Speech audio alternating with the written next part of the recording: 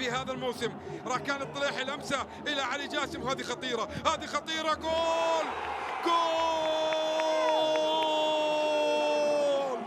العراقي علي جاسم يعود بنجمة عنيزة بعد مرور وبعد توغل وبعد كرة. يتنفس السعداء الآن ماريو سيلفا، الآن يتنفس السعداء. يعود علي جاسم، أول مرة يخترق دفاعات الفتح، لأول مرة. شوف الباص الطويل، تمريرة راكان الطليحي، يا سلام يا راكان، واحد من مكاسب نادي النجمة هذا الموسم.